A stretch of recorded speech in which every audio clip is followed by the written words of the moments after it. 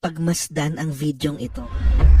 Alam niyang sinisilipan siya ng kanyang amo, pero okay lang sa kanya. Yan si Jessica, 23 years old, Filipina maid sa Hong Kong. May asawa at pamilya siya sa Pilipinas. May pangarap siyang katulad ng karamihan, ang maitawid sa kahirapan ang pamilya. Kaya naman nagsakripisyo siyang mangibang bansa at doon magtrabaho. Nakapasok siyang maid sa isang mayamang Chinese family. Ang mag-asawang si Michael Chung at si Chung. Stay-in siya, naglilinis at nag-aalaga ng mga bata. Noong bago pa lang si Jessica, madalas siyang tawagan ng kanyang asawa. Pero lumipas ang ilang buwan, nakakausap na lang niya ang kanyang pamilya sa Pilipinas tuwing sahod. Kaya naman ramdam ni Jessica ang lungkot dahil malayo siya sa kanyang pamilya. Maganda at sexy si Jessica, kaya naman hindi mapigilan ng kanyang among lalaki na mapatingin sa kanya. Tuwing naglilinis si Jessica, ramdam niyang pinagmamasdan siya ni Mr. Chung. Pero mas lalo pang sinadya ni Jessica ang pag-akit sa kanyang amo. Isang madaling araw, nagkakape si Mr. Chung. Dumaan si Jessica sa harap niya, bagong ligo at nakatapis lang. Pumasok siya sa kwarto at nagbihis, pero hinayaan lang ni Jessica na nakabukas ang pinto. Habang nagbibihis, napansin niyang sinisilipan siya ng amo niya, pero okay lang kay Jessica. At si Mr. Chung naman, titig na titig habang nagkakape. Isang araw, isang linggong mawawala si Mrs. Chung. May aasikasuhin daw na business sa Shenzhen. Ito na ang pagkakataon ni Jessica para masolo si Mr. Chung. Habang wala ang asawa ni Mr. Chung, tinimplahan ni Jessica si Mr. Chung ng tsaa na may ginseng. Ilang minuto lang, tumayo si Mr. Chung at nilapitan si Jessica. Habang nagwawalisto at nakatuwad, sinadya ni Mr. Chung na banggain. Naramdaman ni Jessica ang matigas na ugat ng ginseng. Kaya pinapunta siya ni Mr. Chung sa kwarto, hindi para maglinis, kundi maglabas ng init. Bigay todo si Jessica dahil matagal na rin siyang walang bembang. Si Mr. Chung naman, kung ano-anong kaintsikan ng pinagsasasabi. Simula noon, madalas nang mangyari ang palihim na pagtsatsaa ni Mr. Chung kay Jessica. Minsan pa nga, pagtapos ni Mr. Chung sa misis niya, hihirit pa ito kay Jessica. Matindi talaga ang epekto ng ginseng. Paglipas ng 1.5 buwan, napansin ni Jessica na palagi siyang nahihilo at minsan naduduwal. At ayun na nga ang resulta. Nabuntis si Jessica. Hindi alam ni Jessica kung anong gagawin. Siguradong hindi niya tumatatago sa kanyang amo.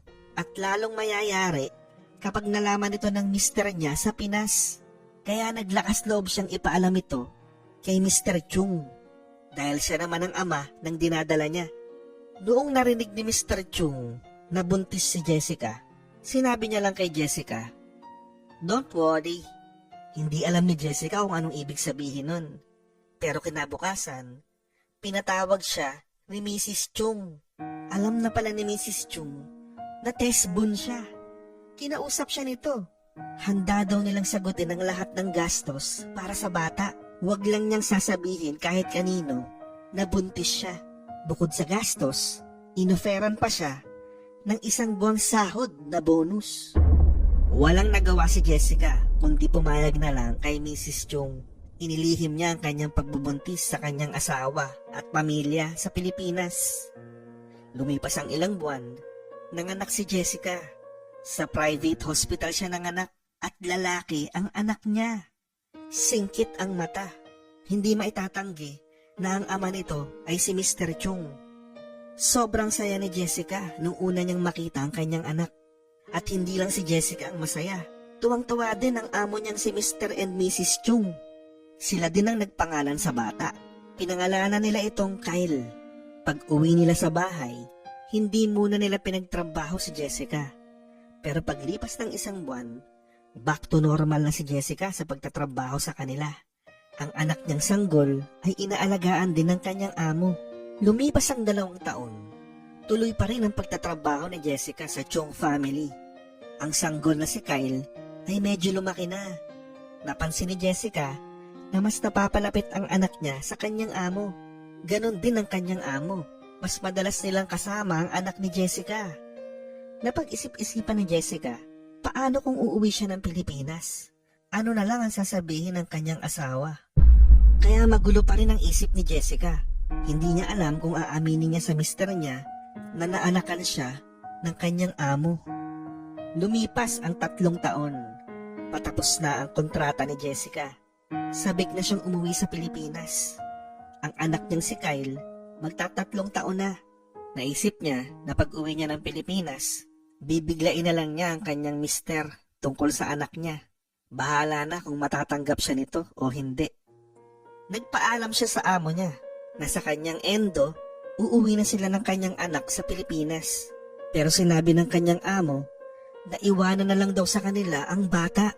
Ituturing daw nila ito na isa sa kanilang mga anak, kaya wala siyang dapat ipag-alala. At bibigyan pa siya ng 50K. Pero syempre, hindi pumayag si Jessica dahil anak niya yun. Hindi nga rin siya sigurado kung makakabalik pa siya sa Hong Kong. Kaya naisipan na lang ni Jessica na tumakas kasama ang kanyang anak. May ticket na si Jessica papuntang Pilipinas. Kinabukasan na mismo ang kanyang flight. Kaya nung gabing yun, mabilisang nagbalot ng gamit si Jessica habang tulog ang kanyang amo. Kinuha niya ang kanyang anak at ang birth certificate na nakalagay sa envelope. Dahan-dahan at tahimik silang tumakas at sumakay ng taxi papuntang airport. Nung nagising si Mrs. Chung, napansin nila na wala na sa kwarto ang bata. At wala na rin si Jessica. Alam nilang uuwi na si Jessica sa Pilipinas. Kaya nagmadali silang nagbihis at nagbiyahe papuntang airport.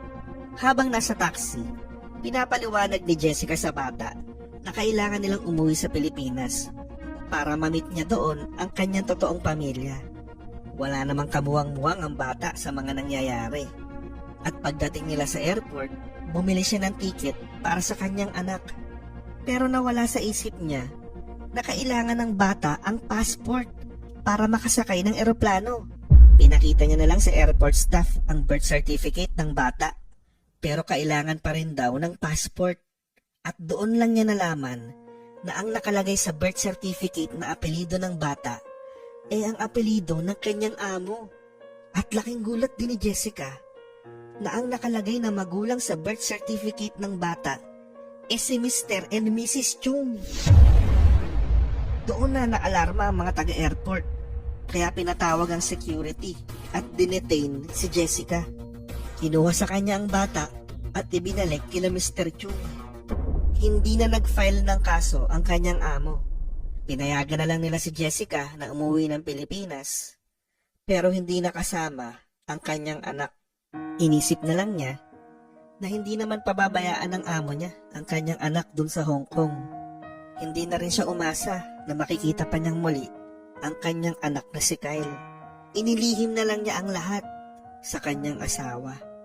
Lumipas ang 20 taon. May edad na si Jessica. Namatay na ang kanyang mister. Nag-asawa na ang kanyang mga anak at siya na lang ang naiwan sa kanilang maliit na barong-barong.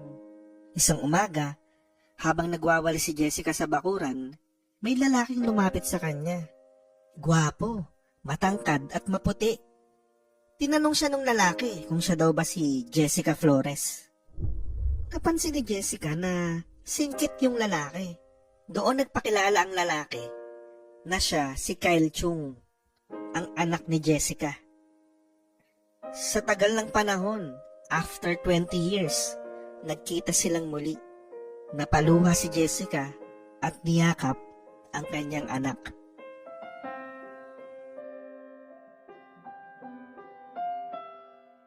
Sana nagustuhan niyo yung story na yon.